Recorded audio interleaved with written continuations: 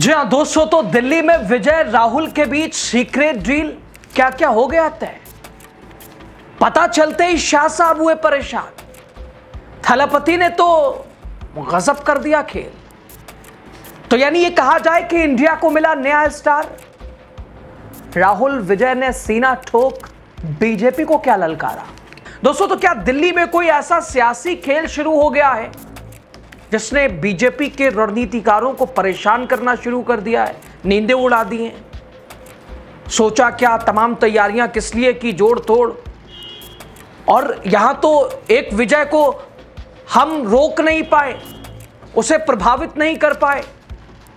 दोस्तों, क्या वजह है कि तमिलनाडु के मुख्यमंत्री विजय थलापति ने एक तरफ राहुल गांधी और सोनिया गांधी से लंबी मुलाकात की और दूसरी तरफ उसी दिल्ली में बीजेपी के खिलाफ विपक्षी एकजुटता की चर्चाएं तेज हो गई हैं। तो क्या इंडिया गठबंधन को दक्षिण भारत से ऐसा चेहरा मिल गया है जो 2029 की राजनीति का पूरा गणित बदल सकता है?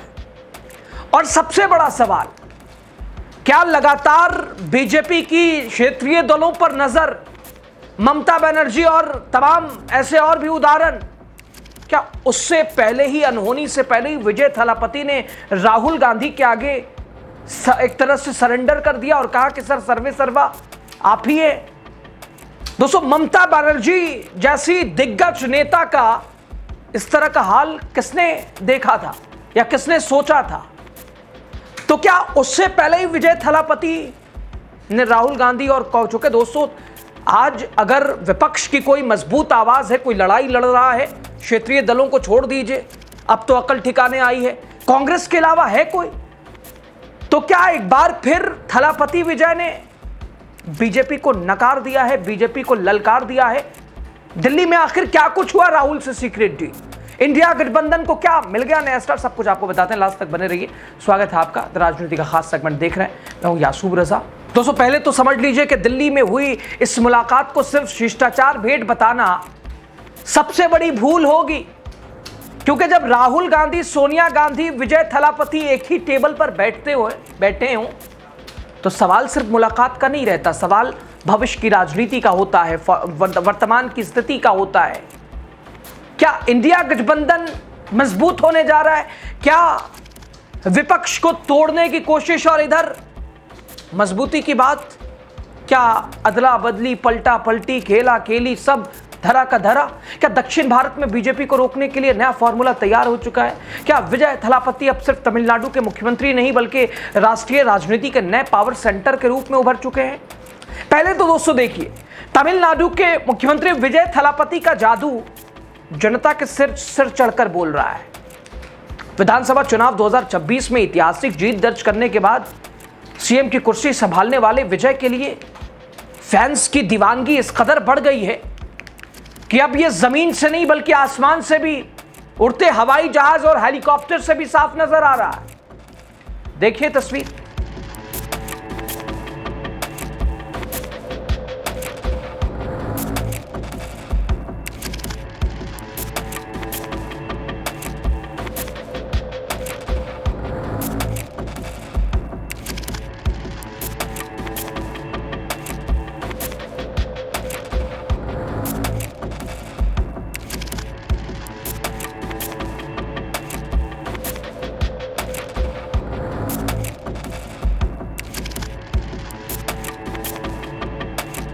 दोस्तों, वैसे आपने थलापति विजय का एक महीनों के अंदर एक के बाद एक ताबड़तोड़ एक्शन भी देखा है, जो बहुताया मुख्यमंत्रियों के बस का नहीं था।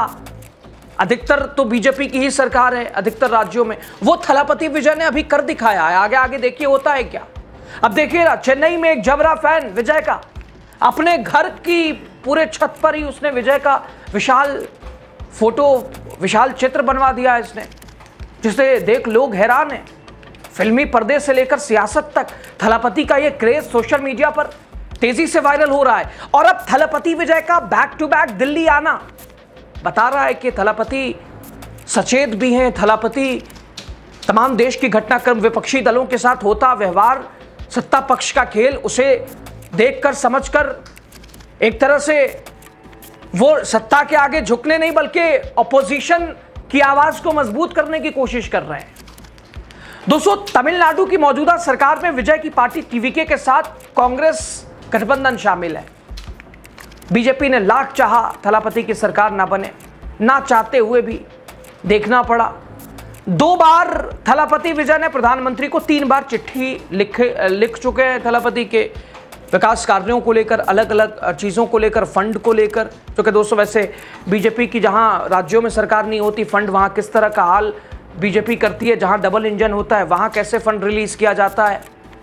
थलापति विजय को पूरी उम्मीद है केंद्र से सहयोग मिलेगा, लगातार वो कोशिश कर रहे हैं। इधर बीजेपी की एक सबसे बड़ी कोशिश ये है थलापति विजय को तोड़ दिया जाए, उन्हें डरा दिया जाए, उन्हें झुका दिया जाए, अपने आगे सरेंडर करवा लिया जाए।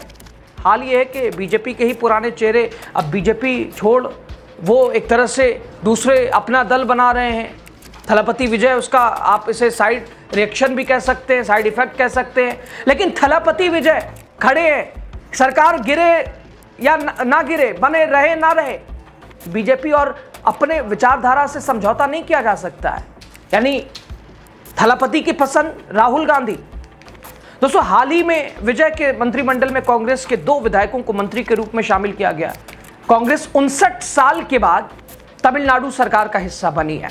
अब देखिए, दूसरी बार थलापति विजय सीएम बनने के बाद दिल्ली और सीधे राहुल गांधी, सोनिया गांधी अभिनेता से नेता बने। थलापति विजय ने दिल्ली दौरे के दौरान कांग्रेस संसदीय दल के अध्यक्ष सोनिया गांधी, लोकसभा में नेता प्रतिपक्ष राहुल गांधी से उनकी आवाज 10 जनपद पर मुलाकात की है। दोस्तों, राजनीति में समय का खेल सबसे महत्वपूर्ण होता है। आप देखिए, ममता बनर्जी की पार्टी तोड़ दी गई, विधायक सांसद इधर उधर हो गए, और भी प्रदेशों में बीजेपी का खेल कथित तौर पर आप लगातार देख रहे हैं। लगातार विपक्ष की आवाज दबाई जा रही है, विपक्ष को तोड़ा जा रहा है। इधर देश के युवा नाराज हैं, पेपर लीक पे लीक, बेरोजगारी, महंगाई, यानी सरकार के प्रति लगातार लोगों के बीच अविश्वास। और इस बीच थलापति विजय का दिल्ली आना, राहुल गांधी से मुलाकात करना लगातार, क्योंकि राहुल गांधी बड़ा अभी व्यस्त शेड्यूल है। ममता बनर्जी, संभवतः खबर यह कि ममता बनर्जी से बैक टू बैक बैठकें हो रही हैं, ममता बनर्जी की टीएमसी विलय की भी बात हो रही है, और इस बीच राहुल गांधी का समय निकालना विजय थलापति के लिए ये अपने में एक बड़ी बात है। दोस्तों, मुख्यमंत्री बनने के बाद विजय का ये दूसरा दिल्ली दौरा है, लेकिन सोनिया गांधी और राहुल गांधी से उनकी ये पहली औपचारिक मुलाकात है। कांग्रेस तमिलनाडु में विजय की सरकार को समर्थन दे रही है। ऐसे में इस बैठक को राजनीतिक रूप से अहम माना जा रहा है। खास नजरिया इसलिए भी क्योंकि बीजेपी के सामने खड़े हैं विजय, और बीजेपी को जवाब देने वालों के साथ बीजेपी क्या करती है, उदाहरण आपके सामने। और ऐसे में विजय थलापति का राहुल की तरफ, कांग्रेस की तरफ पहले ही आकर एक तरह से कह देना कि भाई, ऐसी स्थिति में दोस्तों अलग थलग रहना नेता गवारा करते हैं कि भाई बचे रहे नजरों से, लेकिन विजय थलापति बावजूद आंख में आंख मिला रहे हैं बीजेपी के।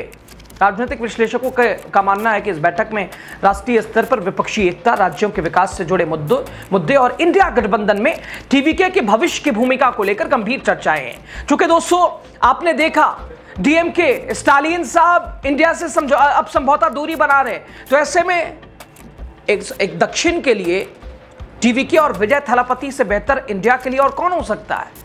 और इंडिया में अगर थलापति जैसा नेता, और संभवतः इसी पर सूत्रों के हिसाब से खबर की चर्चाएं हो रही हैं, इंडिया में शामिल भी हो सकते हैं विजय थलापति। दोस्तों, दिल्ली दौरे के दौरान विजय ने राष्ट्रपति द्रौपदी मुर्मू से भी मुलाकात की। मुख्यमंत्री पद संभालने के बाद राष्ट्रपति से उनकी ये पहली भेंट थी। इस मुलाकात को औपचारिक और शिष्टाचार मुलाकात के तौर पर कहा जा रहा है, लेकिन राहुल गांधी और सोनिया गांधी से मुलाकात करना, इसे महज औपचारिक या शिष्टाचार नहीं कहा जा सकता है। समय देखिए, बीजेपी का खेल, और इधर थलापति पहले ही से सचेत। विजय ने इधर उपराष्ट्रपति सीपी राधाकृष्णन से भी मुलाकात की। दोनों नेताओं के बीच विभिन्न विषयों पर चर्चा हुई। सीएम के दिल्ली यात्रा के कार्यक्रम में ये बैठक पहले से ही शामिल थी।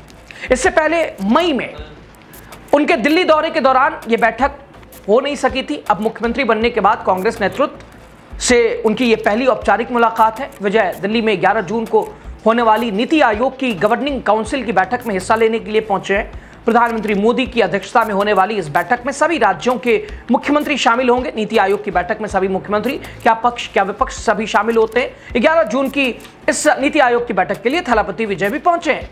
लेकिन अब 3 दिन की यात्रा पे हैं थलपति विजय, आज, कल और परसों।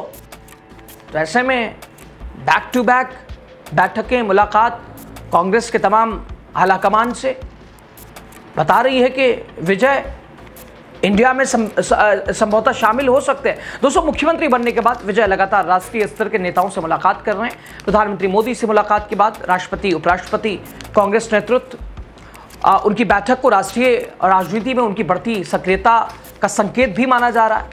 फिलहाल इतना साफ है दोस्तों कि दिल्ली में विजय थलापति की मौजूदगी सिर्फ एक मुख्यमंत्री के दौरे तक सीमित नहीं रही। इस दौरे ने राष्ट्रीय राजनीति में नए सवाल खड़े कर दिए। राहुल गांधी और सोनिया गांधी से मुलाकात हो, या फिर राष्ट्रपति या उपराष्ट्रपति से चर्चा हो, या फिर नीति आयोग की बैठक में भागीदारी हो, विजय लगातार संदेश दे रहे हैं अब उनकी राजनीति सिर्फ तमिलनाडु तक सीमित नहीं रहने वाली। और यही वजह है कि विपक्षी खेमे में विजय को लेकर उत्साह दिखाई दे रहा है, जबकि बीजेपी के लिए दक्षिण भारत की राजनीति पहले से ज्यादा चुनौतीपूर्ण बन रही है, क्योंकि जिस तमिलनाडु में बीजेपी वर्षों से मजबूत जमीन तलाश रही है, वहीं अब एक ऐसा चेहरा मौजूद है जिसके पास फिल्मी लोकप्रियता, जनाधार, सत्ता तीनों का संगम है। और बीजेपी एक तरह से थलापति को झुकाने, रोकने और टोकने की कोशिश, लेकिन हाल ये कि अन्नामलाई के अलावा और भी कई नेताओं ने बीजेपी का दामन छोड़ दिया, ये बता रहा है कि किसकी रणनीति काम कर रही है। और सवाल ये कि क्या आने वाले दिनों में विजय और विपक्षी दलों की नजदीकियां बढ़ेंगी? क्या इंडिया गठबंधन दक्षिण भारत में अपनी स्थिति मजबूत करने के लिए विजय की लोकप्रियता का फायदा उठाने की कोशिश करेगा? सबसे बड़ा सवाल, क्या 2029 की राजनीति में विजय थलापति सिर्फ तमिलनाडु के मुख्यमंत्री नहीं बल्कि राष्ट्रीय स्तर के बड़े शक्ति केंद्र के रूप में उभरेंगे?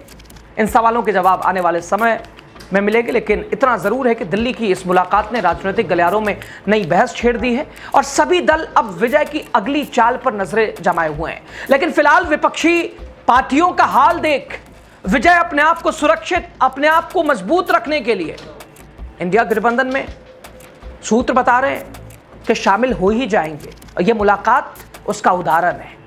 राहुल गांधी लगातार अब इंडिया का नेतृत्व कर रहे हैं।